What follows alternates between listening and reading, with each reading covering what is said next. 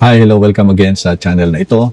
Ako si Engineer Garcilia at muli mag-usap tayo patungkol sa mga math concepts na ginagamit natin sa circuit analysis.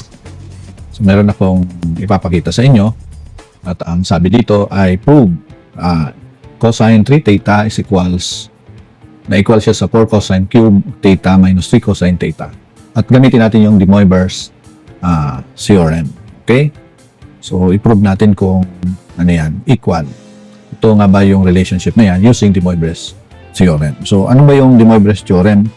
Halimbawa, phasor na Z, equal ito sa R equals to cosine theta minus J sin theta.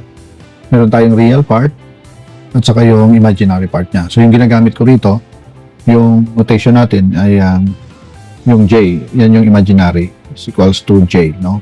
Ginagamit ko siya, okay, pwedeng I or kaya pwedeng J. So, kung ito ay lagyan natin ng N, raised to the N, itong phasor natin, no? Itong value dito sa kabila will be raised to N also, plus J sin theta N. Okay?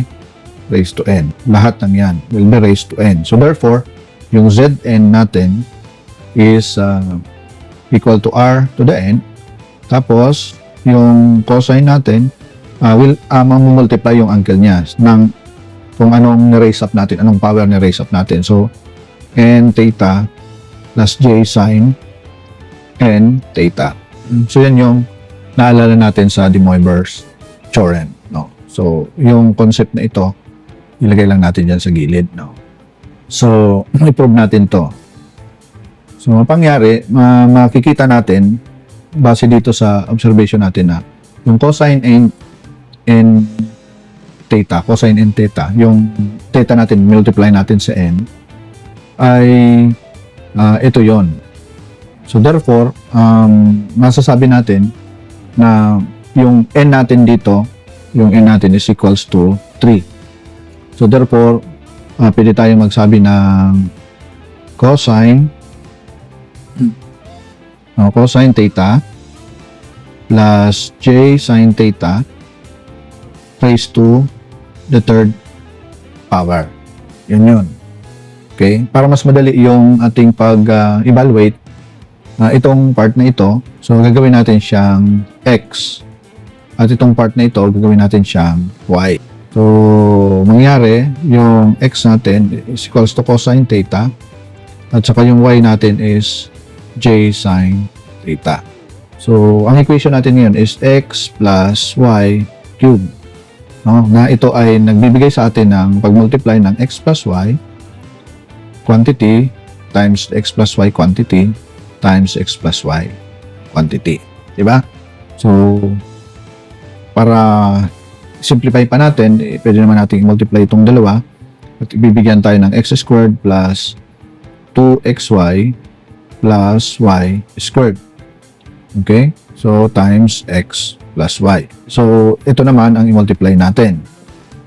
Yung dalawa na yan. So, tingnan natin kung ano yan. X squared plus 2xy plus y squared times x, y. So, isa-isa natin gagawin. No? So, ito muna ng x. X cubed plus 2x squared y plus x y squared. Pag y naman yung multiply natin, x squared y, para dito sa term na ito, yan. Para naman dito, multiply natin, 2xy squared. xy squared. At ito naman, yan, plus y cubed. Okay. So, bibigyan tayo ng total na x cubed plus 2x squared y plus x squared y is 3x squared y. Ito naman sa kabila, itong dalawa ay 3x y squared. Bring down y cube. Okay? So, ito na yung ating result nito.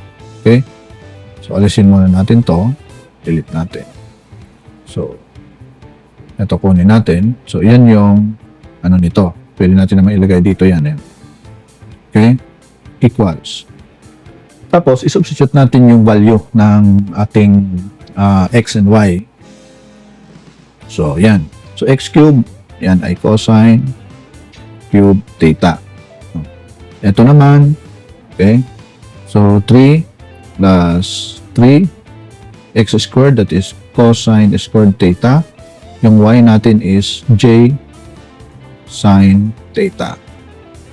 Dito naman sa kabila, plus 3x, x is cosine theta, times y squared, j squared, okay, sine squared theta. At dito sa y cube, j cube sine cube theta. Yun. Gagamitin natin dito yung idea ng yung I natin or j or I is equals to square root of negative 1.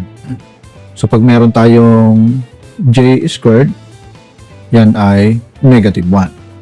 Pag may j cube tayo, yan ay j times j squared. So, negative 1 multiplied by j, negative 1 for yan, j squared. At yung j natin is square root of negative 1. So, ang j cube natin ay negative square root of negative 1 or negative j. Yun. Yan ay mga bagay na mahalaga ito. Yan. So, cosine cube theta plus 3 cosine, ayan, ito. May j ito. Yan. So, j 3j sine theta cosine squared theta. Ito naman sa kabila, ito, plus j squared is negative 1. Ito, negative 1 yan. So, kaya magiging negative ito.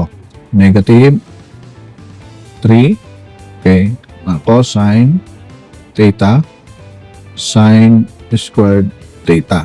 Tapos, yung j cube naman is negative j. So, negative j sine cube theta. Yun.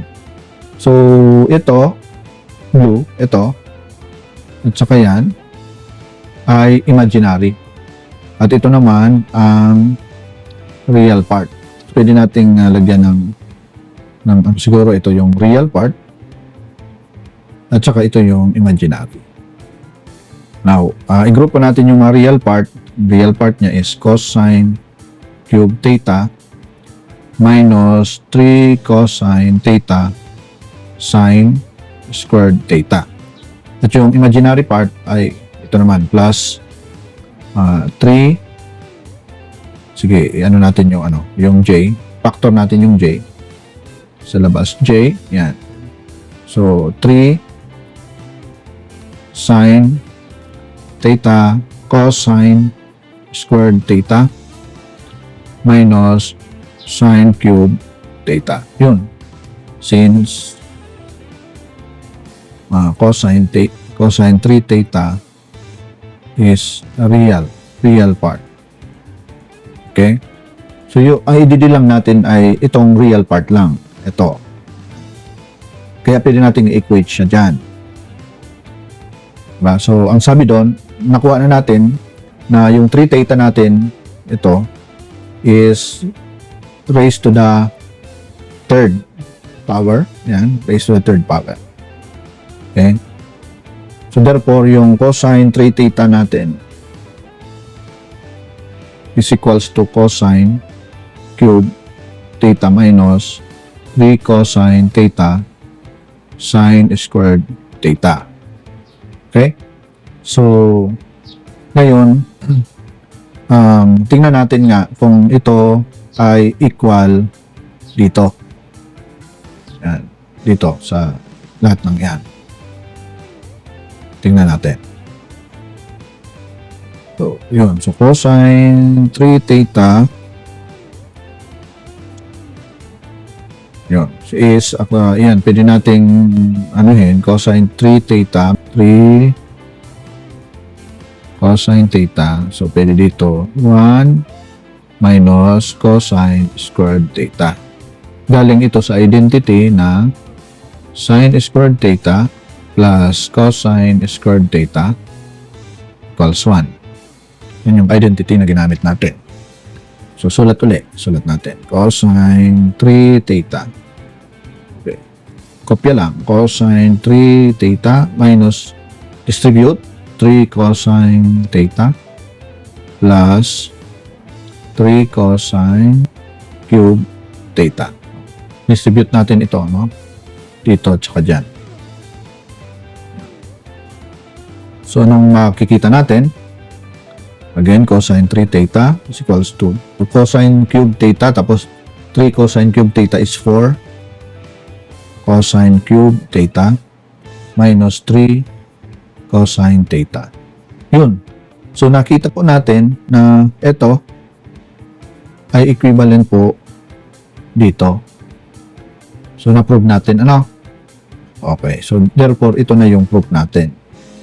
Pwede naman natin itong ilagay sa box. Yan yung proof natin.